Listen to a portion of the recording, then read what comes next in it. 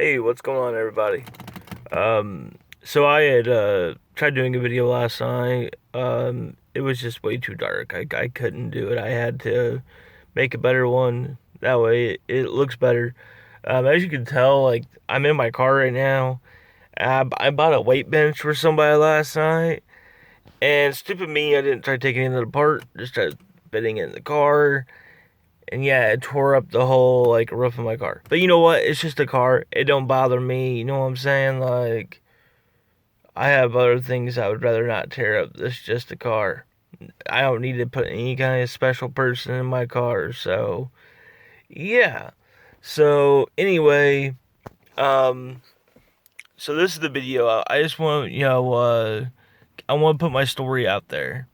Because in my streams and everything, I've talked about it, but I've never gone too much detail. So I kind of want to just go ahead and give out my story in a video.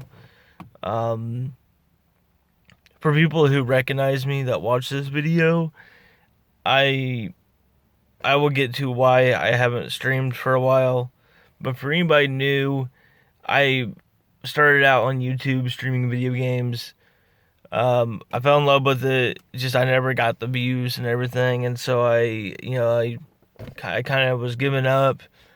I went to Twitch, and I had just got affiliated on Twitch, and then the tragic happened. We let a buddy of mine move in with us that was homeless. Ended up getting us evicted, and we had to move. And so since like January, we have been living somewhere else, and we don't get Comcast out there because it's like out in the country.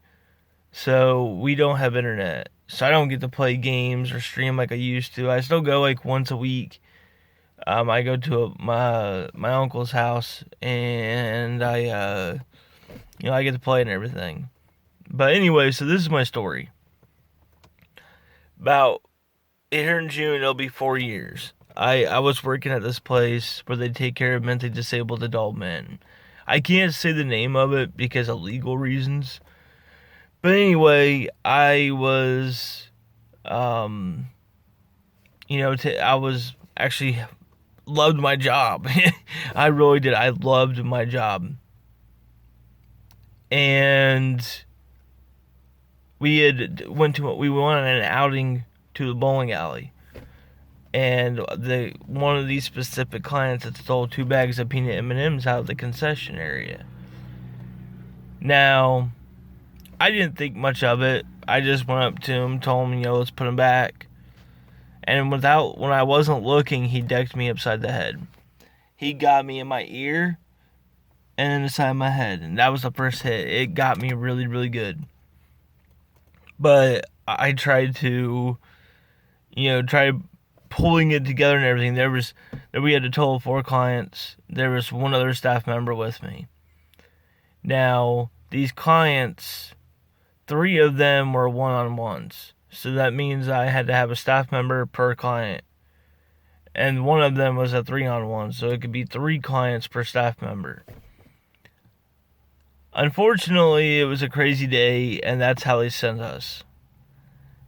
And so tragic was just bound to happen. I don't want to go in full detail about it because it's hard for me to talk about. But I took like 18 hits to my head.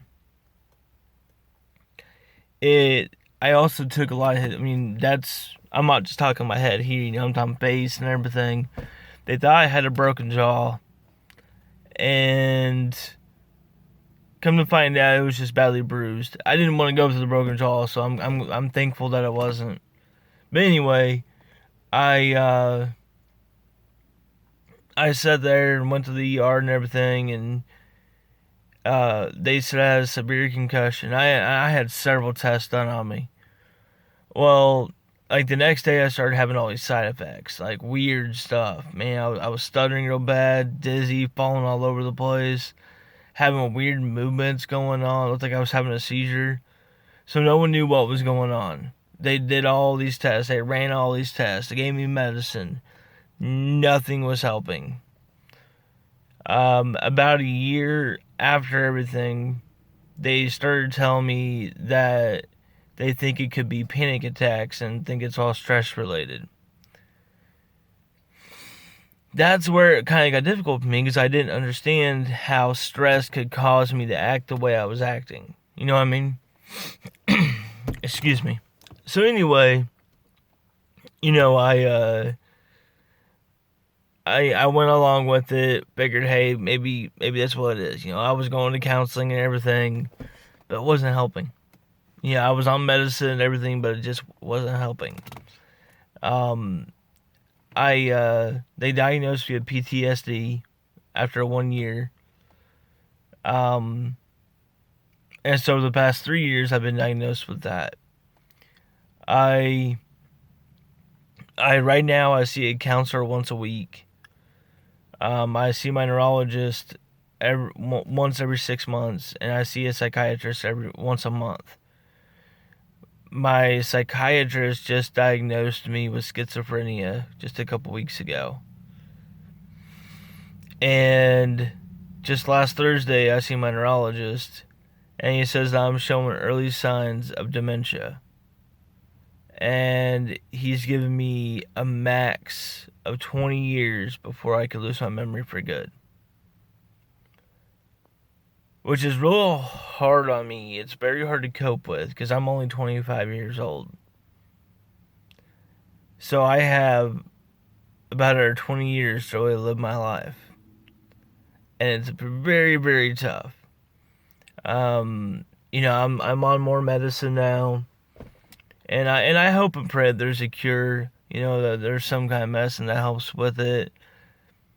But I have to also think about, like, hey, if you only have 20 years left, there's a lot I want to accomplish. So that's the way I look at things. You know, I want to try to look at positive. I want to try to look into the future. But when I don't have much of a future left, I have to try my best to live in the present. Um, I I have a dog now. I can't get her as a service dog, but I'm gonna be getting her as an emotional support animal. So if there's anyone out there that deals with this kind of stuff, that deals with a lot of stress, depression, anxiety, like just about anything, and you could use your own dog. Like, you don't have to have a special dog to have like a emotional support dog. All you gotta do is just apply. Now, I don't know if it's different wherever you live, but for me, it's like 100. I think it was like 150 or something like that. And I haven't done it yet because I don't have the money for it yet. That's why she's not in this vehicle with me, because I'm getting ready to go to work. So I'm making this before I go to work. I don't know when it'll upload and everything, so hopefully it uploads while I'm at work. But anyway, I'm gonna be having her with me most of the time, and that helps. I'm trying to get on disability, um, because it's getting too hard just to be outside anymore. Luckily, it's not so bright outside, so I didn't need my sunglasses today. But I have post concussion syndrome, and I still suffer with, you know, the effects from that or whatever. Um, so it's real difficult for me to go and live through life every day. All my medicine makes me real tired, and I already deal with anger issues. But since taking my new medicine, it's been making me rage more and actually want to act out. So I've been trying to, I don't know, get better, you know, before I can come back and stream again. Anyway, I did want to bring this up. This is gonna be upside down. I got this tattoo that says I have PTSD. I can't really turn my wrist in a way. Hold on, I'll try fixing the camera here so you can see it better.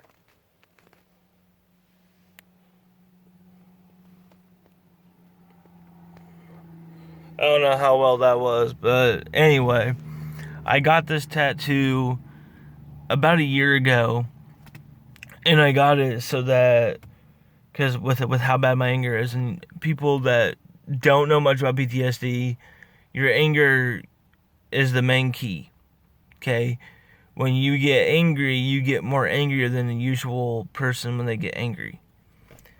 And me, I can't control nothing. When I get in my stages, I'm like someone else. It's hard to explain. And so I got this tattoo so that one of these days when I get put in handcuffs, as respect, the cops know why I'm acting like I'm acting and that I can't control it, so that they're aware of the PTSD, and it saves them a lot of time and being worried about everything, so nothing happens. You know what I mean? Like that's why I got this tattoo. I didn't get it for people to ask me questions about my condition. I got it so that a cop would know respectfully what's wrong with me. Um, but at the same time I got that tattoo, I got this tattoo, the 5 finger death punch logo. Okay? Now, like legit 3-4 days after I got these tattoos, me and my fiance had tickets to the 5 finger death punch concert. That also, they headlined for Bad Wolves, Breaking Benjamin, and Nothing More. We had VIP meet and greet tickets, and we got there like 4 or 5 hours early.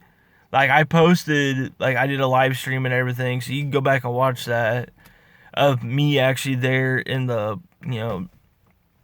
out in the entrance and everything. Um, but I didn't. I took a lot of videos. I just didn't post them because I didn't want to get any kind of trouble or nothing. So I have not posted anything. I have on like my other social media platforms though. But anyway, when I met the band, okay, Ivan Moody, man, like I was showing him a tattoo, right? And he was looking at it. He's like, "Oh man, I like the blood splatter. Like that's really awesome." And he was turning it so you could see the other side of it, and he's seen my tattoo. And he like really quickly put his hand over my wrist and said, "You're not alone, brother. I'm right there with you." And for people that know me, I've always been a huge Avenged Sevenfold fan, and I still am a huge fan. But that moment made me realize how serious and true the band 5 Finger Death Punch is. Say what you want about Ivan with his situation, but he's better now. And I'm telling you right now, I've looked at him as a mentor. He has inspired me. And I've actually tried reaching out to Ivan on Instagram. I was told that was the best way to do it. And I messaged him like 4 days after the concert.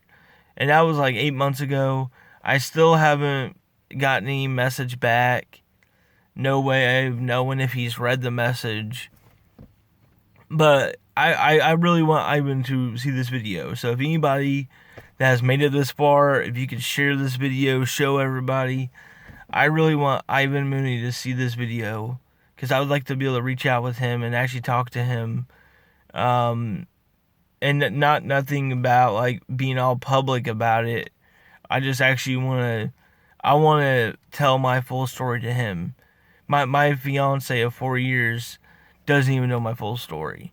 My counselor is the only one that knows my full story.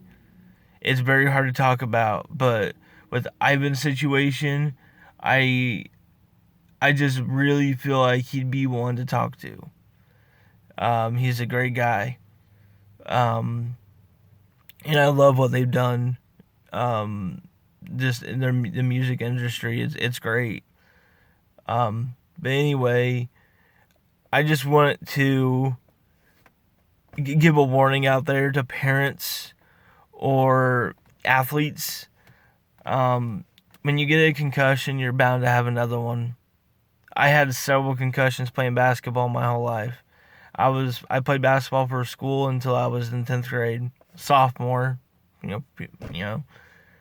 But I also played outside of school, and I was really good. I was really athletic back then. I played a lot, and now I can't play no more. I can't play sports because I can't get hit in my head. I um I can't even be a fireman no more because of the PTSD and panic attacks and whatnot. So my life is forever changed because of this accident. Um, so just a warning out there. If you ever get a really bad concussion or just a simple concussion, however much you love the sport, guys, take it easy. At least take it easy. I wouldn't expect nobody to quit playing because of an injury like that. I didn't quit playing, but now it's messed me up mentally. I'm damaged now. I'm really badly damaged. I get injections right back here to try helping the pain, and the pain just doesn't go away. I've been dealing with pain for 4 years. But anyway, if you guys have made it through all the way through this, thank you. Leave a comment. Let me know. Let me hear your guys' stories. If you guys have stories, hit me up on like Instagram. If you go to my previous videos, the info will be down in the description, and you can find me on Instagram. That's the best way to really get a hold of me, besides Facebook and whatnot.